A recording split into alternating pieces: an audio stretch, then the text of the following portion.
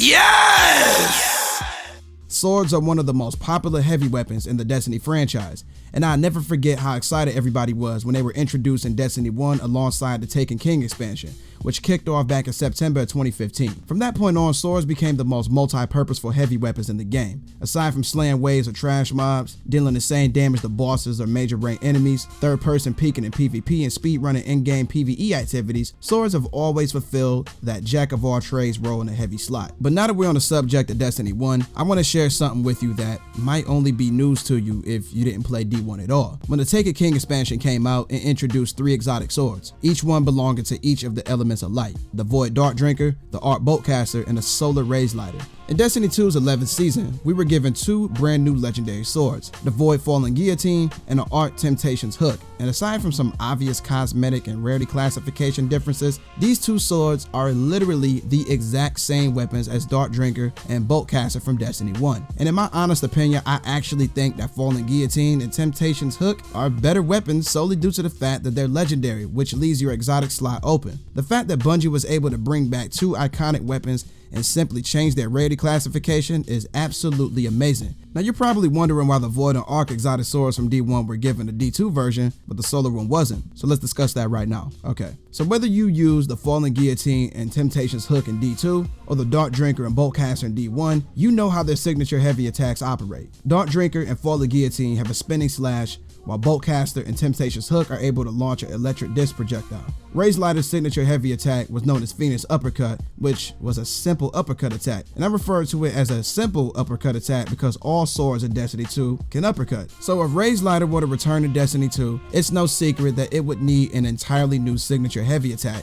But I could also see Bungie retaining the uppercut and making it much better. And since we're on the subject of the Raze Lighter possibly returning to Destiny 2, I personally believe that Bungie reimagined the Dart Drinker and Boltcaster and deliberately left out the Raze Lighter for a good reason. Now, if you remember the Red War campaign, which was Destiny 2's first campaign before any DLC was released for the game, you can see Lord Shaxx open a door for you, and the Raze Lighter is on his back. Now you would be surprised at how many D1 veterans missed this or flat out forgot about it because, let's be real, you're probably one of those people. But yeah, I personally feel that Bungie wouldn't have done this for absolutely no reason at all. This is definitely some form of foreshadowing, and the last thing I would be surprised about is if Raze Lighter made it into Destiny 2 in some way, shape, or form. I just wanted to mention that there was a 4th exotic sword introduced in the Rise of Iron DLC. This weapon dealt solar damage and was known as the Young Wolf's Howl, and was given to us as a reward by Lord Saladin after completing the Rise of Iron campaign. Even though Young Wolf's Howl and Raze Lighter both deal solar damage, they were very, very different in terms of how they function. While Raze Lighter could uppercut, Young Wolf's Howl's heavy attack was a downward slam that conjured a streak of flames where the sword was slammed at and dealt damage over time. Enemies afflicted by the flames also receive a debuff reminiscent of the Titan class's Hammer Strike node from Top Tree Sunbreaker. And speaking of Sunbreaker,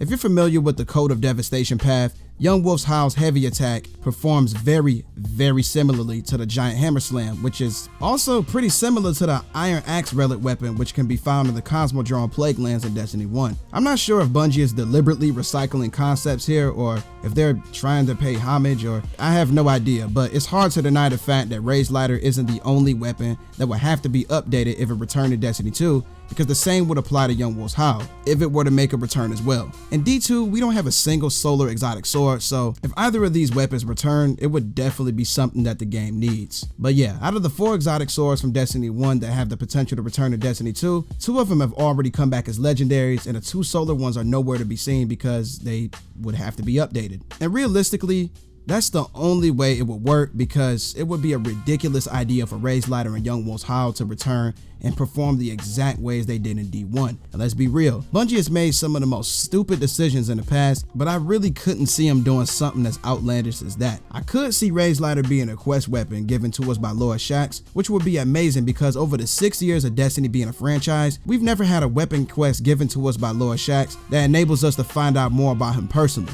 In D1, Lord Saladin gave us the title of Young Wolf and stated that we would start a new age of Iron Lords. And when you really think about it, the Young Wolf's Howl and Raze Lighter share a lot of relevancy. Now, if you aren't hip to any of Shaxx's lore, Shaxx was actually a warlord during humanity's Dark Age. In the Dark Age, the terminology of Guardian didn't exist yet, because a Guardian is a light bearer who protects the last city, and no such thing occurred back then. So during the Dark Age, all wielders of the light were referred to as Risen. So in layman's terms, Iron Lords and Warlords were the guardians of their era. Iron Lords were closest to what we know today as guardians because they fought for justice and protected humanity. They used their life for good reasons, while the Warlords were exactly the opposite. As their title implies, the Warlords were conquerors and abused their light powers in a tyrannical manner. Now, if you're familiar with the Warlock exotic helmet known as Feldwinter's Helm, and a legendary shotgun Feldwinter's Lie, both of these were gear used by Lord Feldwinter, who was originally a Warlord but eventually joined the Iron Lords. And even though it's been quite some time that Feldwinter's Helm and Feldwinter's Lie have been present in Destiny 2, I'm pretty sure Bungie did this for a good reason. Maybe I'm just thinking too much, but still.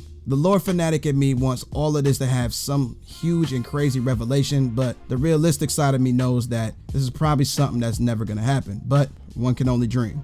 But to conclude this video, I definitely feel that Raze Lighter and Young Wolf's Howl deserve a second opportunity to return to Destiny 2. As stated previously, I would like to see a Raze Lighter quest that sheds a bit more light on Lord Shaxx's backstory. And if Young Wolf's Howl were to return, it would be cool if the quest required to obtain it taught us more about the Iron Lords that we've only heard about in the lore, but not as much in the actual games. But yeah, everybody, that does it for this one. If you made it to the end of this video and enjoyed what you watched, do me a favor and thumb rest of that like button until it turns blue. And if you're new to my neck of the woods, go ahead and subscribe to the channel and click that bell icon so you don't ever miss a video of the most elite gaming content. But with that being stated, 1LHD is over and out. Y'all take it easy.